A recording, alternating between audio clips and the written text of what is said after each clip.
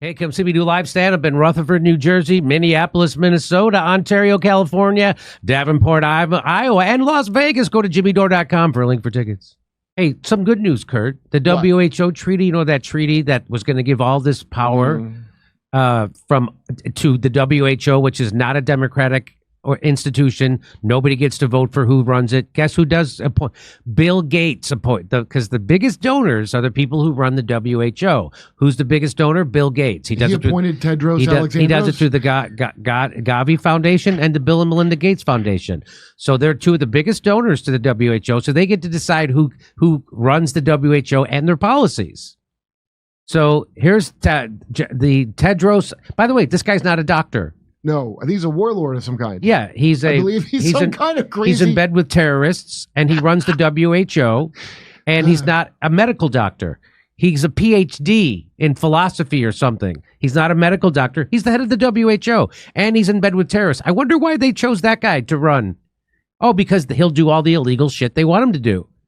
And here's what he had to say. My wish is we will come out of the assembly re-energized, inspired. We will try everything, believing that anything is possible, and make this happen. Because the world still needs a pandemic treaty. No, the world does not need a pandemic treaty. Yeah, why would we need The world does not need a pandemic treaty. We don't need a pandemic treaty, especially a treaty that usurps all our rights and privileges and gives it to a non-elected body. Because that's what this does. The WHO could determine when there is a pandemic, when you got to lock down, when you got to have vaccine mandates and passports. They could do all that stuff. Restrict your travel, they could do anything. And so Ethiopian war criminal will tell you when. So look, and we'll have an Ethiopian war criminal at the head of that. So finally, enough people around the world stood up against this. Here's what Brett Weinstein said. We have won a decisive victory against tyranny at global scale. The failure of the WHO pandemic treaty is a clear defeat for Goliath and a demonstration of David's true power. Congratulations to all involved and to every free person. Now let's finish the job. Defend the West.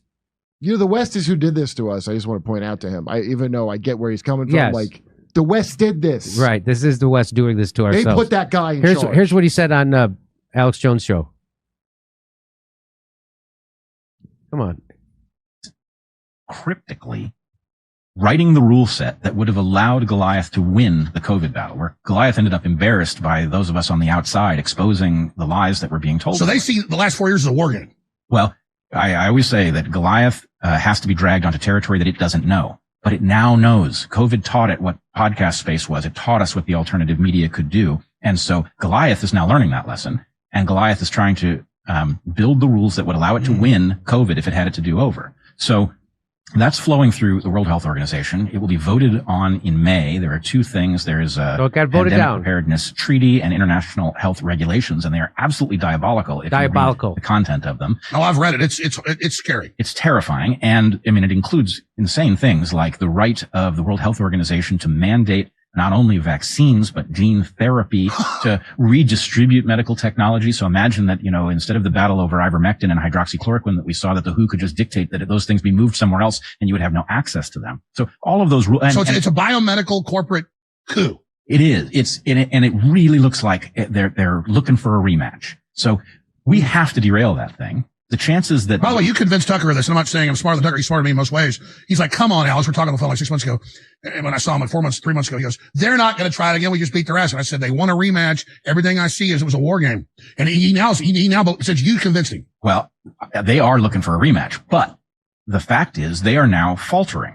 Because we're on the offense exposing it. We're on the offense exposing it. And folks in Eastern Europe, in fact, are recognizing that they are actually in a unique position. Yeah, they've got prime ministers and stuff calling them all out. Right. In Romania, there is a very live resistance movement.